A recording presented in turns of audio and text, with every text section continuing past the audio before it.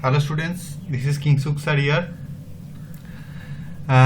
Today we'll discuss the Merchant of Venice, William Shakespeare's Merchant of Venice, that is in your syllabus. And before start, we have to tell you something about the character list. Merchant of Venice is one of the important comedy. There are so many comedies and tragedies that are written by William Shakespeare, and Merchant of Venice is one of them. It's important comedy and it is in your syllabus. So let's start. Look at that. There is a character list: Antonio, Shylock, Bassanio, Jessica, Lorenzo. These are the main characters. Antonio is a wealthy merchant and he has a beloved friend whose name is Bassanio. Shylock, a Jewish moneylender in Venice. And as the drama progresses, we came to know the conflict between the Antonio and Shylock. Bassanio, a gentleman of Venice who is very fond of Antonio, and Jessica is a Shylock daughter. Though she is the daughter of Shylock, but she hates the life of her fathers. Lorenzo, a friend of Bassanio, and Antonio is a common friend. There are also some minor characters who are equally important for the play Merchant of Venice. There are Graziano, Salario. They are common friends of Bassanio and Antonio. Narissa, the Duke of Venice. The Duke of Venice is a very important character. We can see in the last scene Old Gobbo, Tybalt, Balthazar, Prince of Monaco, and others. So let's start.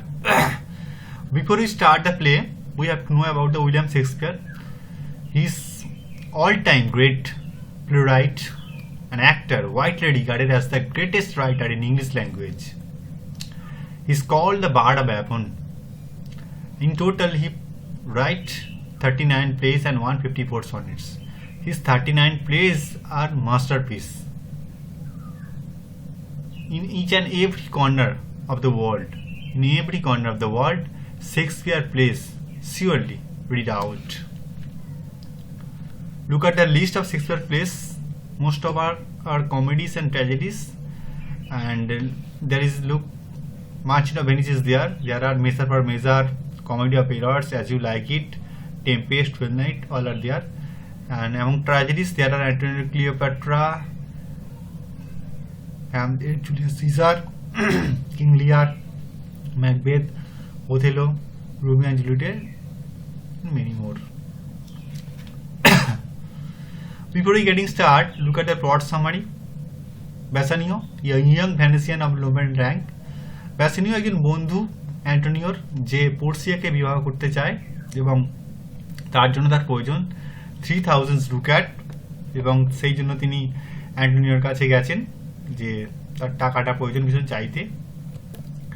এবং সেখানে তিনি দেখবেন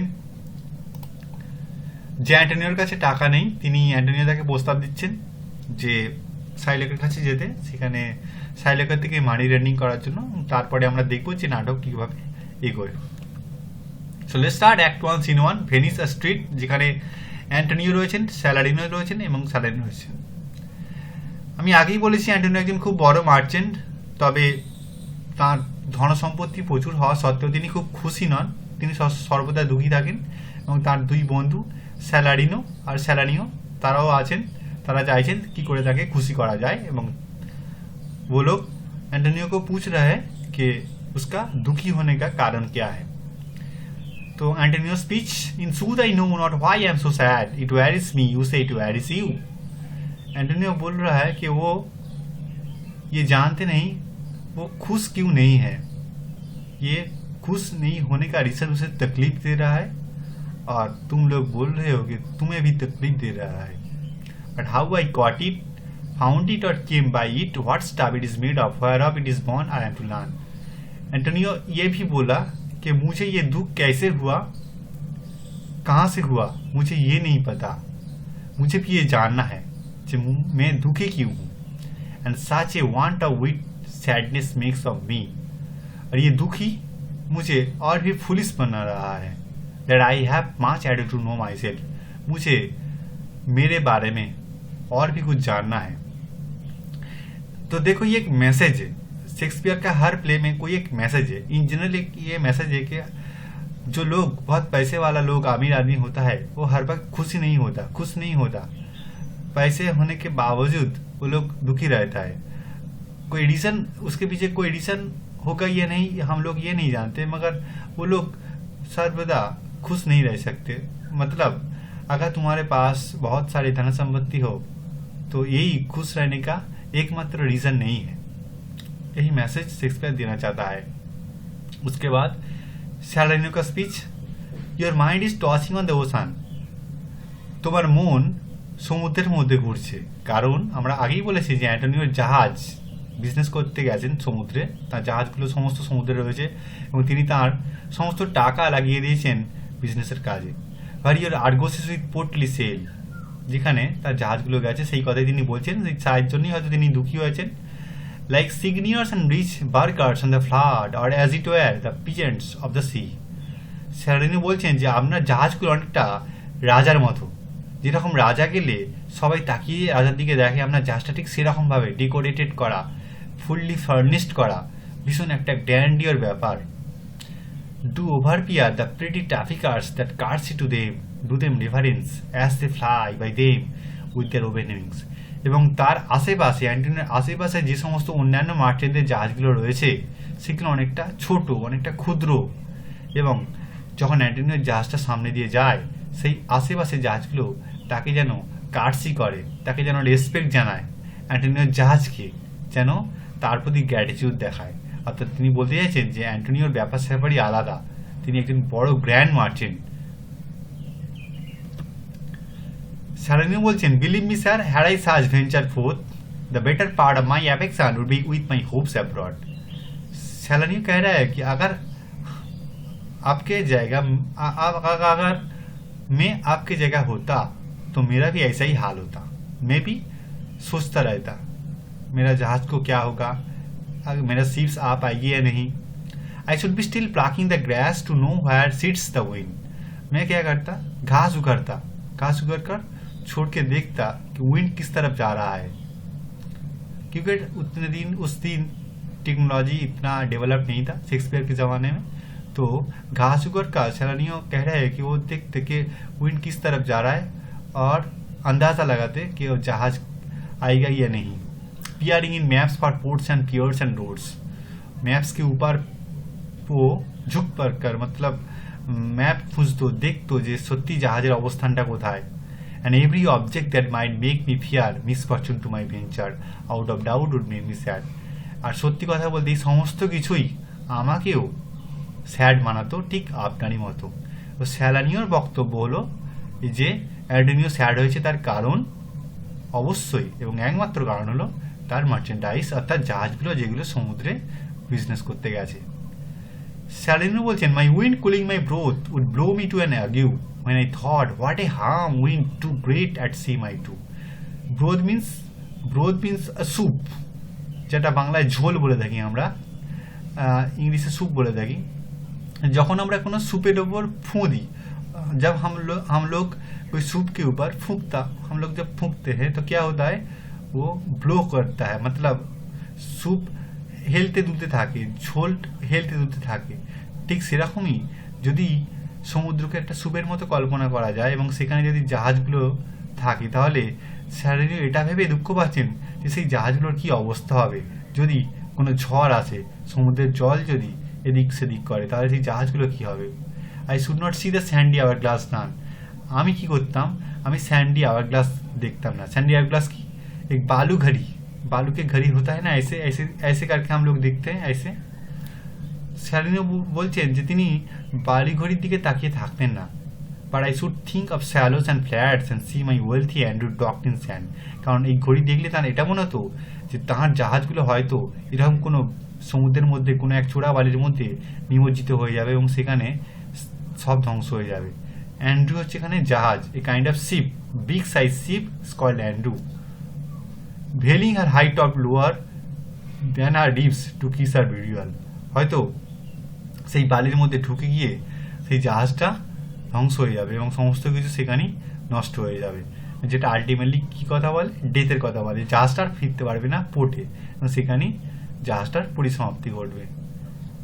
should I go to church and C the Holi edifice stone? তিনি বলছেন তিনি চার্চেও যেতেন না আর সেই স্টোনের দিকে, হোলি স্টোনের দিকে তাকাতেও না। কারণ not breathing a mystery of dangerous rocks which touching but my gentle vessel side would scatter all her spices on the stream, enrobe the roaring waters with my silks, and in a word, but even now would this and now would nothing, shall I have thought to think on this, and shall I lack the thought that such thing behind should make me sad?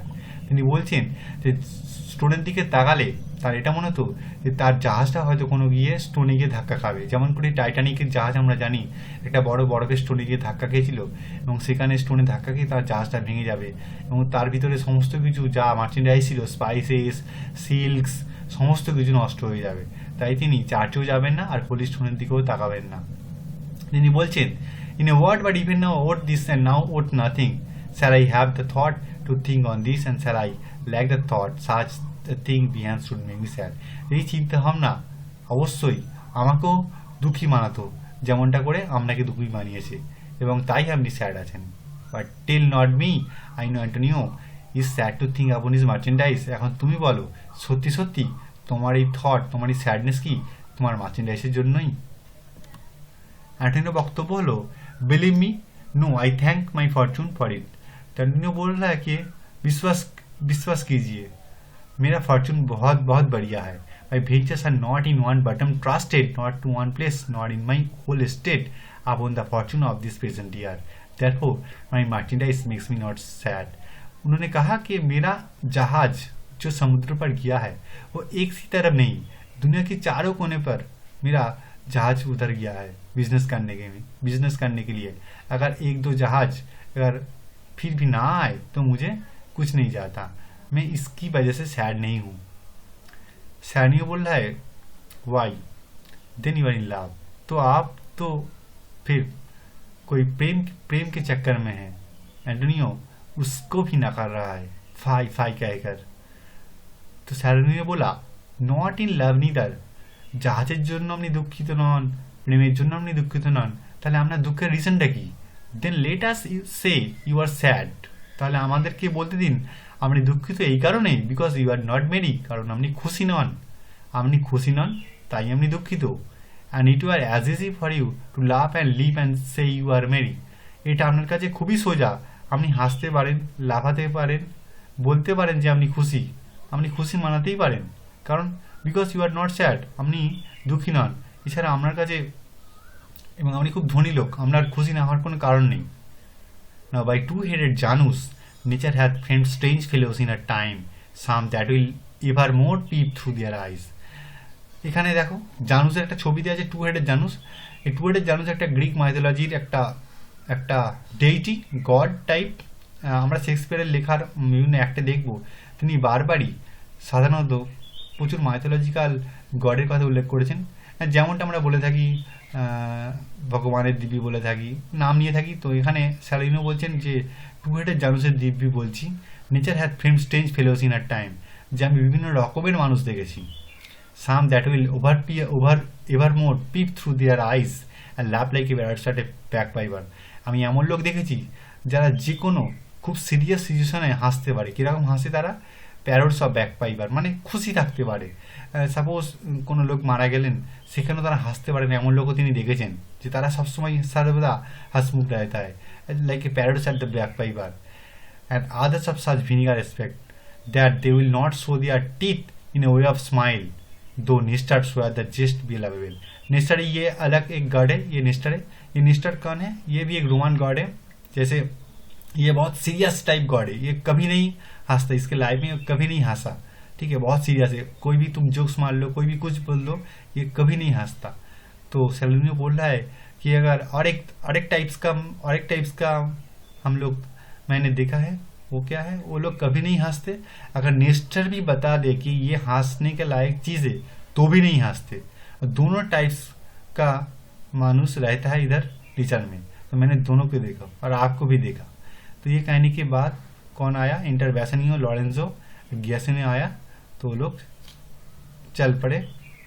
इसके बाद मैं अब भी continue करूँगा। उसके बाद तो act 1 scene 1 यहीं पर ख़त्म हुआ। तो मैं क्वेश्चन कुछ पीडीएफ में देता हूँ, उसको तुम लोग करने की कोशिश करो और फिर मैं आंसर बताऊंगा। Thank you.